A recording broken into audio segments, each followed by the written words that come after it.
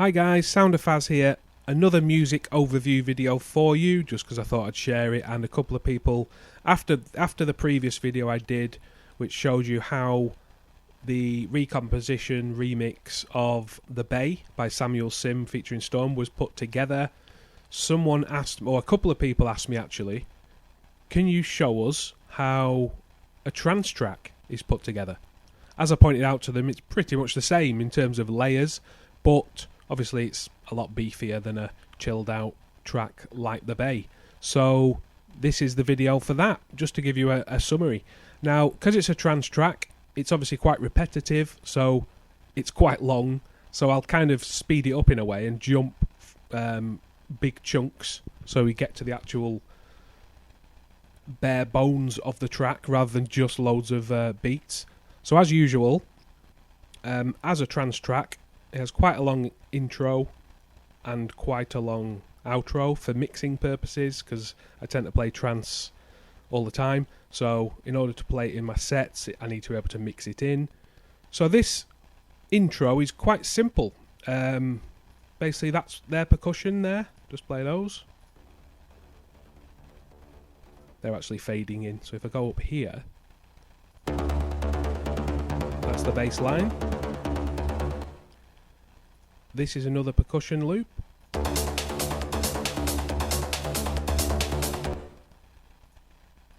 This one's another percussion loop.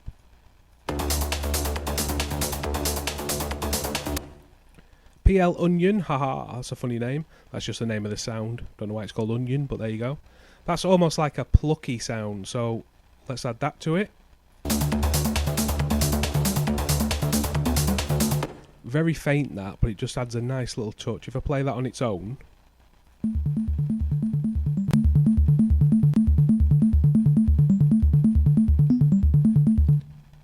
so that's nice. So let's enable what we had enabled. And then this one here is the actual kick drum. This is the drum, this is the beat, this is what we want, this is what we're waiting for, this is what we want to dance to. So I'll just enable that in a second, just so you can tell the difference. 1, 2, 3, and go!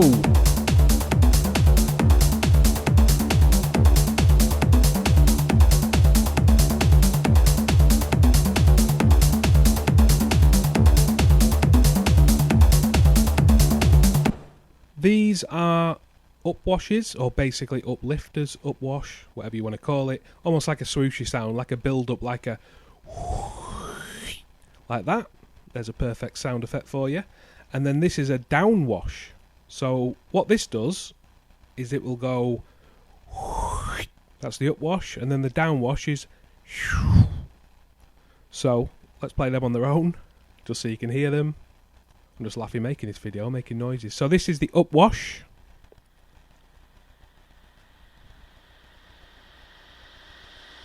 This is the downwash.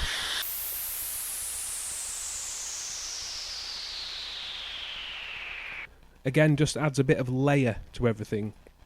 So let's do it again. Let's enable what we had enabled only. And go like that, go like that, go like that. And then we've got some more percussion kicking in here.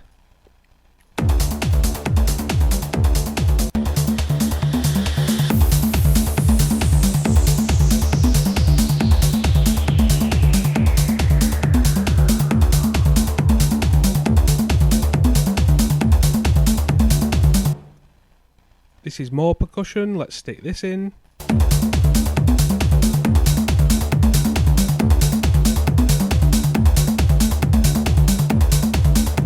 Nice hi-hat kicking off there. And then more plucky sounds. Ever so faint, but again, it just all adds to the effect. The more layers you have, the more professional the sound. If you just had a kind of drum loop, a hi-hat, and one kind of melody or one sound, it'd sound a bit flat, a bit rubbish, basically. So it's all about layering it up, adding extra things, and then in a minute the strings will kick in, which really add that kind of atmosphere.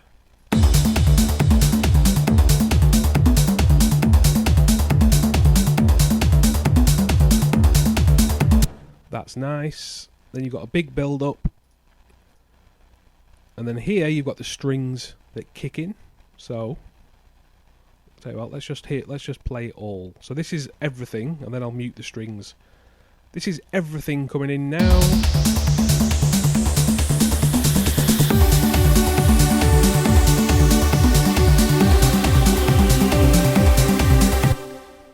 So, very powerful pad here. A pad, basically a pad is like a string sound, but it's just called a pad. That's just what it's called. So this is it on its own.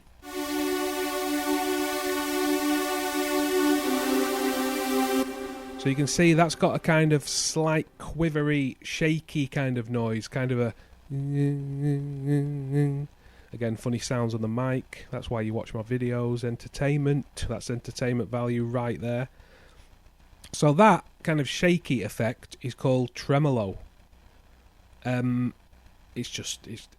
kind of built into Logic Pro. That's a really nice effect, so you can really tweak as well. It's a kind of a... Tremolo is one of many plugins built into Logic Pro that, as straight out the box, sounds great, but you can tweak it so much you can really customize it to your project. By the way, when I say Logic Pro, I don't think I mentioned this in the last video, but the software I'm using here is Logic Pro X.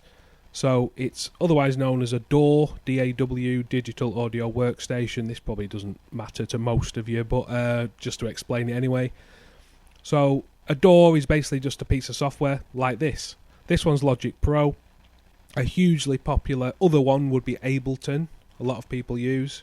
Cubase is another massive one, but Cubase is a lot more complex. And in a studio, you know, the likes of a kind of top 40 artist producer, they probably will use something like Pro Tools, which is really advanced and really really expensive.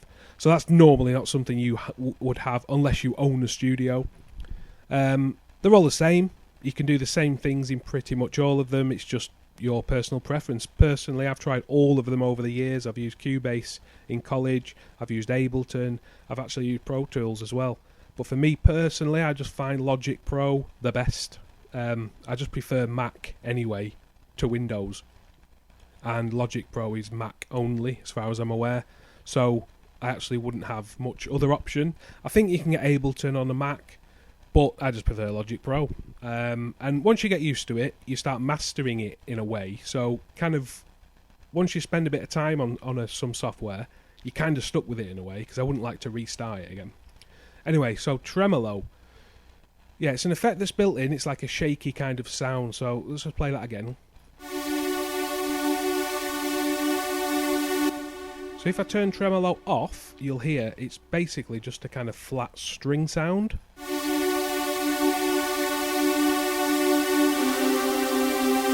Let's turn tremolo on.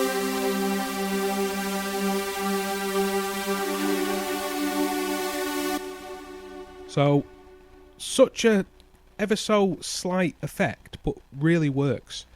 So on top of that, there's another stringy paddy sound. So I've got two on top of each other.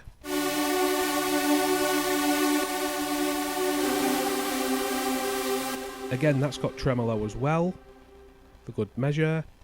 Then there's the piano, simple piano, which goes over the top.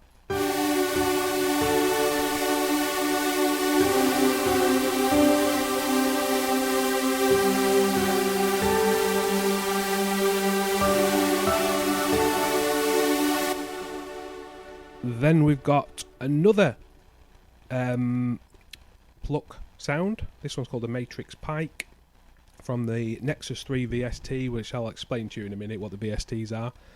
So let's just add this layer to it. This one, I think this is ever so slight.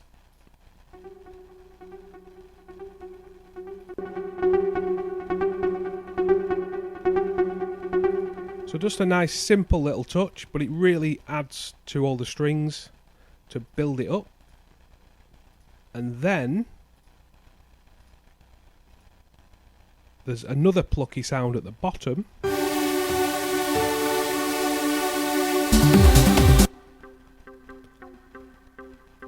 So again, these are quiet here because they're fading in. So let's jump there.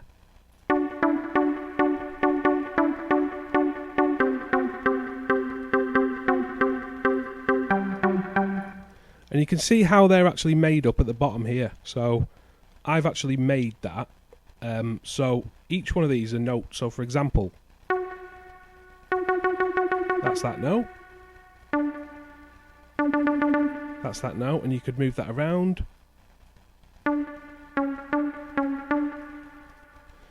So you basically lay them out on there, and what you end up with is this.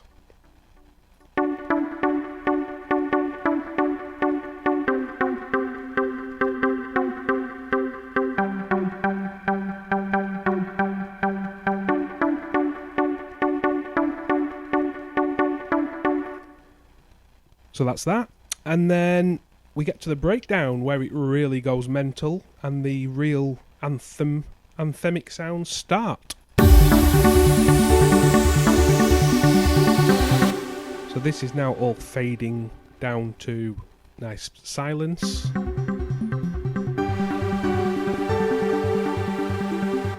Then at this point, the actual melody kicks in. The melody, here it is on its own.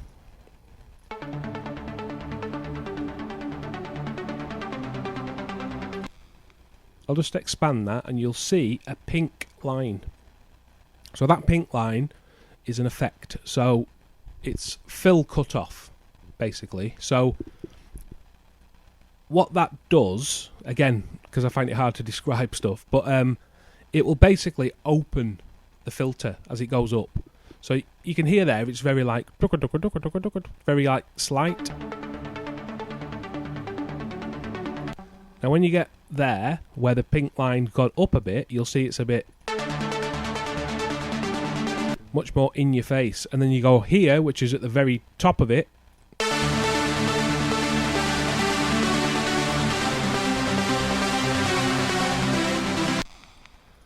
So on top of that, let's stick the piano and stick this other pluck just for good measure.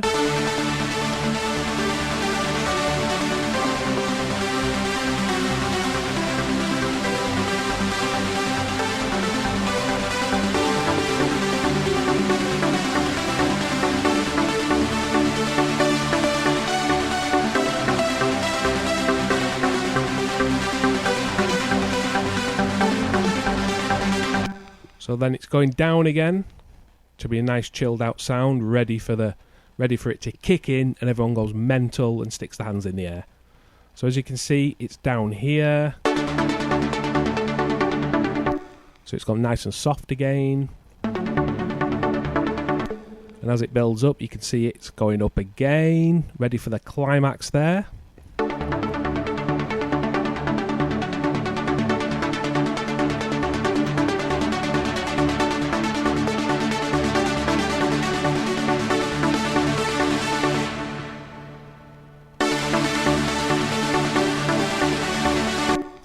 And then it goes mental. So it's also worth mentioning, just before it goes mental, there's this lovely fill. And then everything goes crazy. So at this point on, it's basically the same as the beginning of the track. Slightly different chords, slightly different notes, but you've got this mental melody. That's the best way I can think of describing it. Let's just play it all from here.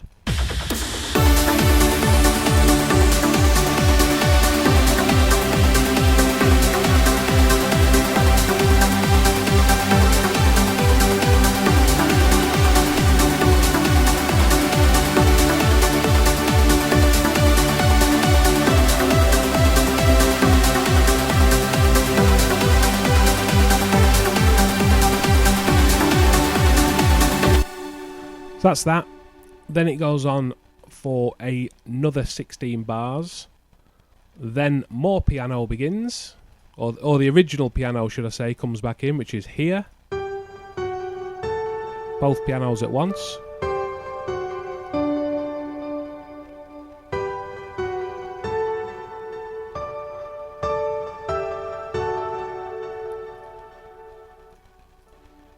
Again, repetitive, there you go.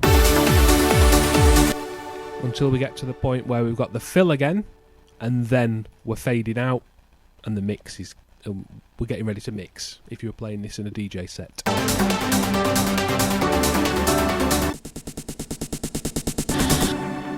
Fill.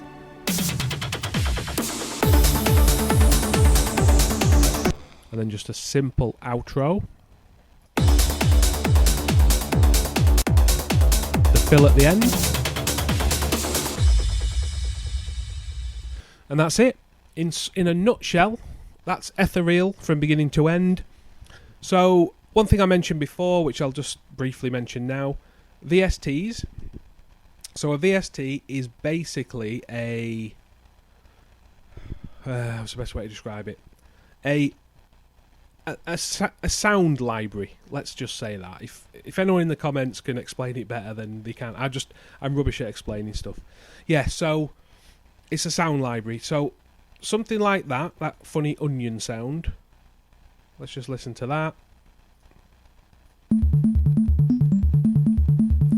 So even though I've played that on the keyboard, because you can see the notes there, the sound itself has to come from somewhere. So it comes from a VST. This particular one is called Nexus 3. Nexus 3 is... So this has loads of sounds, basically. So the one it's set to at the minute, Onion, is under Plucked section, Onion. So if I play that, and I change this to a different... You'll see the sound changes. Let's stick it to Hanson, whatever that is. There you go. Or... So actually...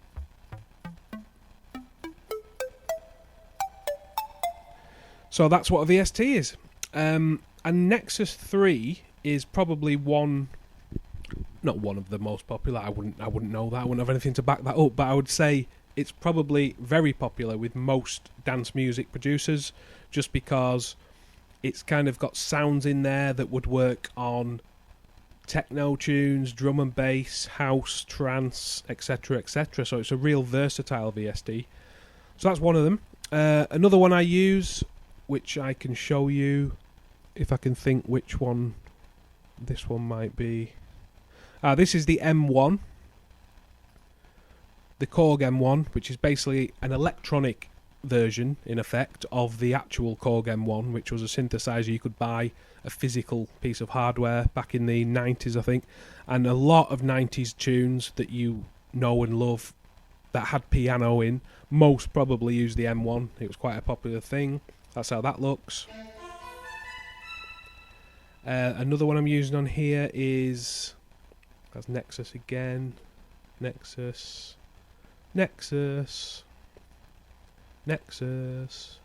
Serum.